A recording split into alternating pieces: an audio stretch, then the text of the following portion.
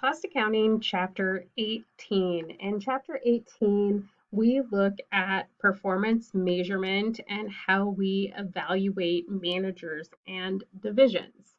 So, performance measurement is where we look at everything within the company and determine its performance against any of our goals. So, against our budget, as we've been looking at for the last couple of chapters, against a balanced scorecard, which we'll talk more about later in this chapter, and any things that we might say we require for performance measurement. Did we increase customers? Do we have a certain return on investment?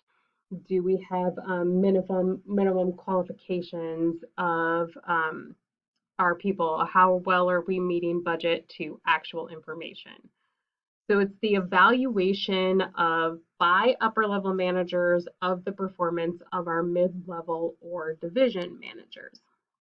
The operational control is what we've been looking at in chapters 14 through 17 with variance analysis and looking at budget analysis.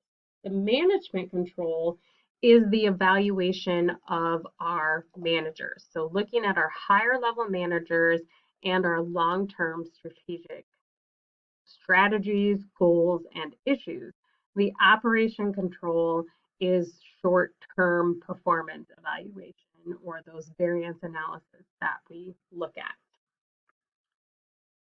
When we have management control versus operational control. So management control is top management evaluating our middle or division management, and then operational control happens at the operational level.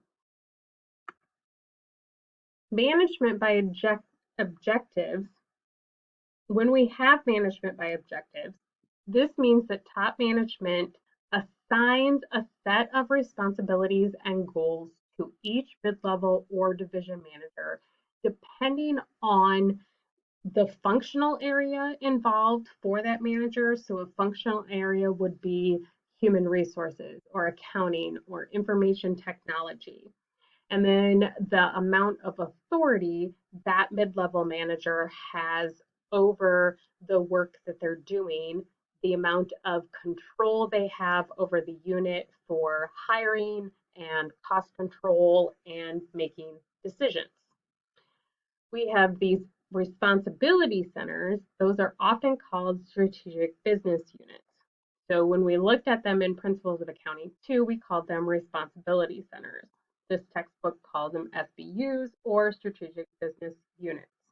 When we start going through the different types, you will recognize the terminology. So our objectives of this management control are obviously to provide the right incentives and goals to motivate managers to make decisions that were aligned with the entire company's strategy.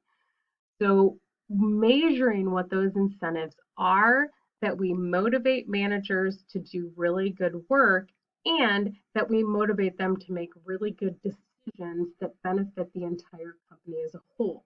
So we don't want to create incentives and motivation tools that make the manager focus on short-term decisions or things that benefit their division entirely but hurt the company as a whole. And then also to look at the rewards that we would give managers for their efforts. So are those awards bonuses? Is it a raise? Is it perks or some kind of promotion? What are those rewards? So one of the mechanisms for achieving multiple objectives is to develop an employment contract between the manager and top management. This is where we're looking for goal congruence. So if you remember from a previous chapter, goal congruence is when our managers' behaviors and decisions benefit the strategic goals of the entire organization. Contracts can be written or unwritten, and they can be explicit or implied. It is best for everyone involved when they are written and explicit. The principal agent model is a prototype of our economic area where the principal is the organization and the agent is the manager. So the contract should be designed to where the manager, the agent, is rewarded for achieving the same outcome goals that top management, the principal, are looking for. We have three important aspects of management performance that affect this relationship: uncertainty, risk aversion, and lack of observability. So, what is in our uncertainty? What factors are beyond the manager's control? So those factors beyond manager's control create that level of uncertainty. These can be environmental issues, they can also be internal issues. Then we have risk aversion. How risk adverse is the manager? We are either risk neutral or we have a preference for risk or we are risk adverse. So this has implications for what managers are willing to take on for extra projects. And then what's observable? So what the manager is actually doing on a day-to-day basis is not observable by top management. And that manager often has information that's not accessible to top management. So if top management is only looking at performance evaluations or financial measures, they're not always getting the entire picture. Because of these three things, uncertainty, risk, and lack of observability, when we're preparing the employment contract, we want to make sure that we're taking into consideration alignment so that we're aligning the incentives with the goals of top management so that we're achieving goal congruence in the organization.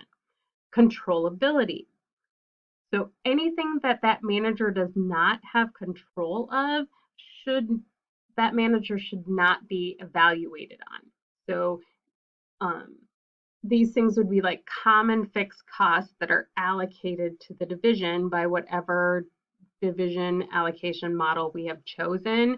So if you remember, we had stepwise and direct, and we're going to look at a couple of other ones in this chapter.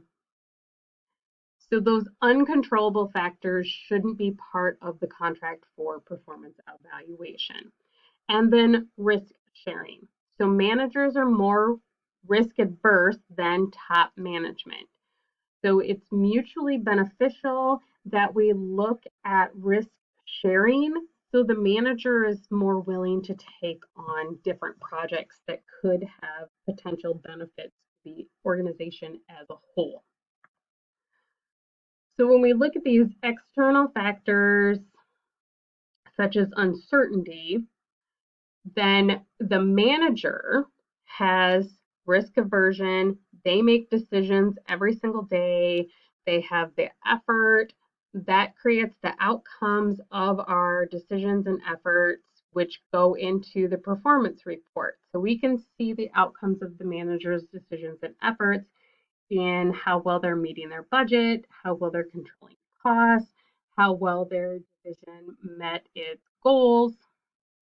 And then we would be incentivized in some kind of receipt of a bonus or pay extra vacation, whatever our advantage is that we receive based on our performance evaluation.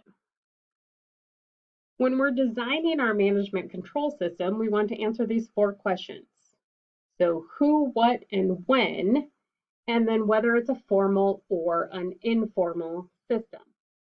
Who is interested in the organization's performance? What is being evaluated? When is the performance evaluation conducted? Is it based on the master budget or the flexible budget? Is it conducted on a yearly basis, or do we look at information on a quarterly basis? And then whether it's informal or formal. So we can see here informal systems and formal systems. And then whether it's a team-based or an individual-based performance system. So when we're looking at the informal systems, we can use those at both the individual and team level. Then in an informal system, our individual performance is influenced by the aspirations that the employees bring to the workplace. So what is it that the employees personally are working for? Our teams work under the peer norms developed in our organizational culture.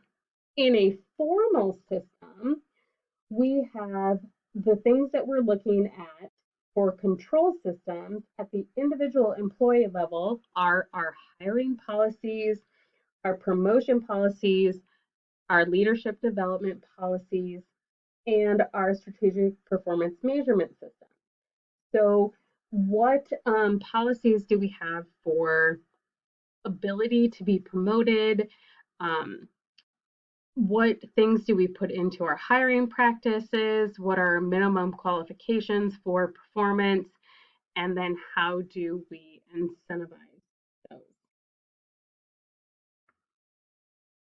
Our strategic performance measurement then is a system used by top management to evaluate SPUs, which we've already talked about. So then we also have decentralized or centralized systems. Decentralized systems have a lot of responsibility on the mid-level managers, where a centralized system means that all of the decision making is only happens at the top management level and decisions are trickled down to mid-level managers. But mid-level managers don't have a lot of control or authority or decision making ability. The centralized firms have more control and our top management expertise can be utilized. Decentralized firms can make more timely decisions at the operational level. So this is in a centralized firm, if I'm an operational manager or a mid-level manager, in a centralized system, I would not be able to make any decision without first getting it past the top level management. So I would have to make a phone call or send an email or do some other mechanism in order to get decisions made. In a decentralized firm, I'm going to have the authority to make those decisions. That's more motivating for mid-level managers. It creates an environment for us to be motivated to have control and authority over what we're working on and what we're managing. However, it can lead to issues with goal congruence because I'm then, when I have authority and control over a decentralized unit, that unit doesn't always necessarily then start working with others. This is how we get silos within organizations, and we can start to have communication issues, communication breakdown, and breakdown of strategic goal congruence.